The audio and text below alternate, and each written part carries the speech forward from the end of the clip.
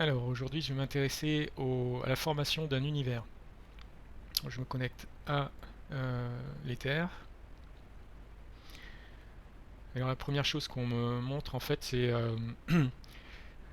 un peu comme la surface d'un océan. S'il n'y a pas de vent, la surface est plate, il se passe rien entre guillemets. Et puis dès qu'il y a des perturbations, donc du vent, eh ben ça y est, il y a des vagues qui se manifestent. Donc on a l'impression qu'une vague c'est comme une entité séparée du reste de l'océan. Ça a sa propre vie, ça a sa propre autonomie. Donc la vague, elle commence ça commence par une faible ondulation, puis ensuite ça grossit, et puis ensuite ça change de forme, ça devient un peu comme une spirale. Et puis à un moment donné, redevient à nouveau comme une onde, et ensuite ça s'aplatit complètement. Eh bien, on me dit que pour la formation d'un univers, il faut imaginer que c'est quelque chose de similaire, mais en trois dimensions, parce que la vague, en fait, c'est seulement en deux dimensions. C'est à l'origine, avant qu'elle se crée, tout est plat. Donc c'est un plan, c'est en deux dimensions. Eh bien, il faut imaginer la même chose mais en trois dimensions. Et en trois dimensions, en fait, au départ, euh, quand c'est plat, c'est que il n'y a pas il n'y a pas de grumeaux entre guillemets dans l'espace. Dans l'espace non manifesté, il y a pas de grumeaux. Tout est lisse. Et puis, quand il y a une perturbation qui arrive, en fait, eh ben, ça va créer un grumeau comme une perturbation locale, et c'est le début de la formation de l'univers. Alors, de l'univers en question, mais la formation des autres univers, c'est sur le même principe. C'est de la même façon qu'il y a plusieurs vagues qui peuvent se créer sur un océan à un instant T. Eh bien, avec une seule perturbation, il peut y avoir plein de vagues qui se manifestent. Avec une seule perturbation, il peut y avoir plein d'univers qui peuvent se créer et avoir leur propre vie, donc avec un développement comme une vague. Au départ, la vague elle est relativement plate, et puis elle gonfle en hauteur, etc. Et bien, c'est pareil pour les univers. Il y a un processus d'expansion. Donc ça gonfle, ça se déforme, ça prend une forme différente par rapport à ce que c'était au départ, et puis ensuite se rapproche à nouveau de la forme initiale, et ça se dégonfle, donc une expansion et une contraction, et puis ça revient à la forme de départ, c'est-à-dire c'est tout lisse et ça disparaît. Donc il y a un mécanisme similaire aux vagues pour le développement de la vie, entre guillemets, de chaque univers. Et de la même façon que les vagues, si on prend différentes vagues un océan, il y a beaucoup de vagues qui vont se ressembler, mais elles sont jamais exactement pareilles. Et bien, de la même façon, les différents univers, il y en a plein qui vont se ressembler, et par contre, il y en a aucun qui va être identique à celui d'à côté.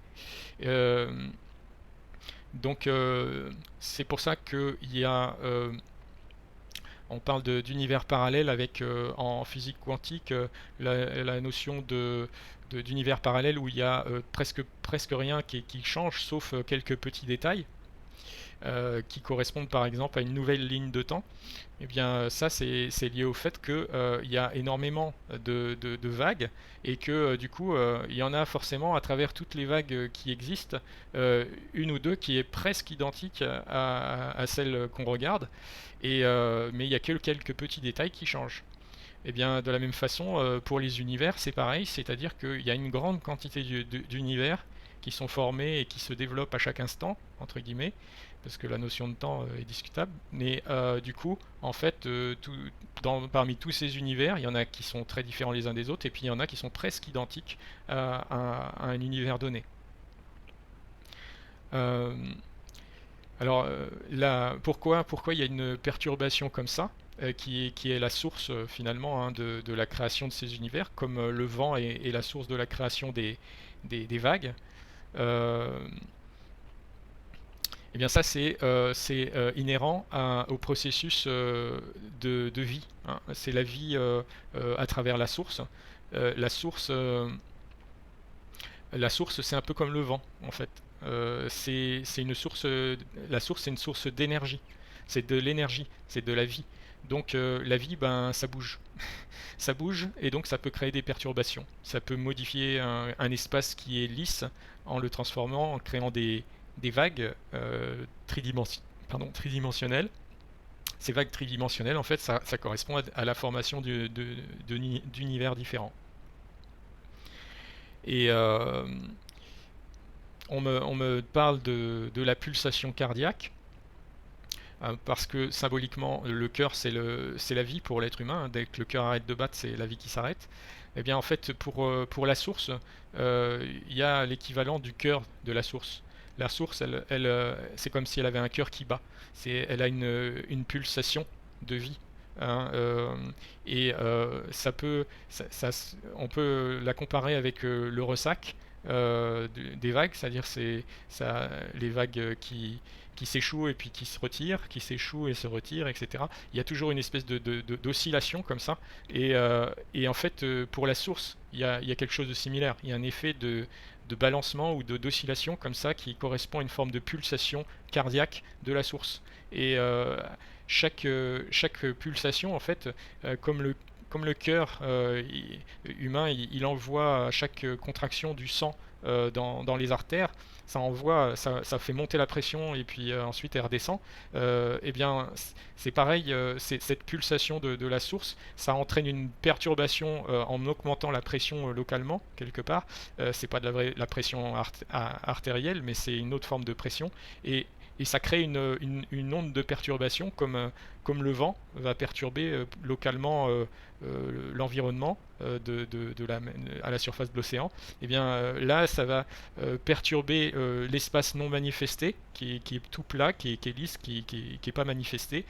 Ça va le perturber par cette onde, comme une onde de choc, et ça va créer des perturbations locales qui vont se manifester. Donc c'est un mécanisme de manifestation temporaire par la création de vagues tridimensionnelles qui sont en fait les univers qui se créent temporairement avec ces ondes de perturbation. Mais c'est un peu comme un processus de respiration. Donc il y a un moment où en fait il y a l'inspiration, où il y a tout qui est en train de se construire. Il y a plein d'univers qui se construisent, se mettent en place à ce moment-là par cet effet de pulsation. Et puis ensuite, comme tout cycle de vie, en fait, ben, cet univers, il a son temps de vie, comme la vague, elle a son temps de vie, puis au bout d'un moment, ben, ça retourne à une surface plate. Donc elle se crée et puis elle disparaît ensuite. Donc c'est comme une naissance et une mort de la vague. Et ben c'est pareil, il y a une naissance et une mort de chaque univers. Et ce cycle de vie et de mort des univers est connecté à la pulsation cardiaque, entre guillemets, de la source. Donc en fait, la durée de vie, entre guillemets, d'un univers, c'est essentiellement un cycle cardiaque de la source. Euh, c'est pour ça aussi qu'en fait, il y a beaucoup d'univers qui sont connectés les uns aux autres, parce ils ont un cycle de vie qui, entre guillemets, temporellement, est connecté entre eux, parce que ils sont tous connectés à ce cycle de pulsation de la source. Donc c'est pareil, à nouveau la comparaison avec l'océan. Euh, il va y avoir beaucoup de vagues qui vont être créées au moment où il y a du vent, et puis au moment où il n'y a plus de vent, ben, il n'y a pratiquement plus de vagues. Pratiquement tout est lisse à la surface. Mais ça ne veut pas dire que c'est complet. Il y a quand même des fois des vagues un peu plus loin qui sont créées euh, même si localement il n'y en a pas. Et c'est pareil avec les univers. Ces pulsations, en général, elles sont assez localisées, mais ça concerne beaucoup d'univers. Ça veut pas dire que, entre guillemets, un peu plus loin, il n'y a pas une autre pulsation qui est décorrélée, hein, et qui fait qu'il y a d'autres vagues un peu plus loin qui sont pas sur ce même rythme-là. Hein, c'est un peu comme si en fait il n'y avait pas qu'un seul cœur pour la source, mais il y en avait plusieurs. Et que chaque cœur a des pulsations qui ne sont pas synchronisées avec le cœur d'à côté. Donc un peu comme par exemple, il peut y avoir plusieurs cyclones sur la surface de la Terre, et puis ils n'arrivent pas exactement en même temps. Il y a un cyclone qui va commencer plus tôt que l'autre, et puis l'autre qui va enchaîner. Ils vont pas être synchronisés. Donc on peut associer chaque cyclone à un cœur de la source, et en fait la source, c'est comme si elle avait plusieurs cœurs avec plusieurs battements cardiaques qui ne sont pas forcément synchronisés. Du coup, la création d'univers, certains univers ils vont être synchronisés parce qu'ils correspondent entre guillemets au même cœur, et puis d'autres univers vont pas être synchronisés avec eux parce qu'ils correspondent à un autre cœur qui n'est pas synchronisé sur ce cœur-là. Euh, donc en général, quand il y a des changements de, de